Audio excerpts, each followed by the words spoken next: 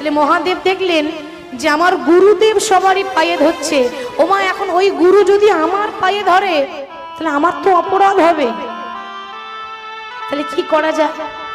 এমন কিছু করতে হবে বাবা যে আমি চলেও যাব অথচ ভগবান চিনতে পারবে না। আহা, দেখতে দেখতে ভোলানাথ একটা কুকুর হয়ে গেলেন।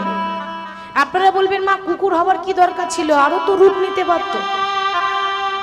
কুকুর কেন হলো জানেন মা?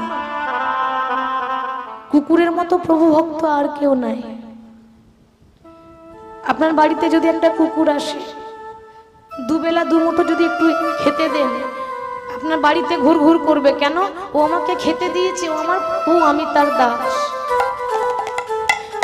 একটা মানুষ বেঈমানি করতে পারে, একটা কুকুর বেঈমান হতে পারে না। যার খায় অন্তত তার দরজায় গিয়ে বসে। তাহলে ভোলানাথ দেখছেন যে তিনি তো গুরু, আমি তো তার শিষ্য। ভগবান যেভাবে দাঁড়িয়ে আছে না, আমি পায়ের ফাঁক দিয়ে পেরিয়ে চলে যাব, ভগবান আমাকে চিনতেই পারবে না।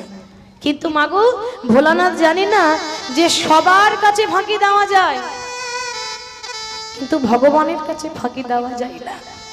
ভগবান বললেন ভোলানাথ তুমি আর কত চালাক, তুমি জানো না যে তোমার থেকে আমি আরো বেশি চালাক। ভালোই হলো, আগে দুটো চরণ ছিল, এখন চারটে হয়েছে। কি গো, ঠিক তো? কুকুর হয়েছে মানে চারটে পা হলো না, আমার ভাগ্যটা আরো ভালো হয়ে গেছে।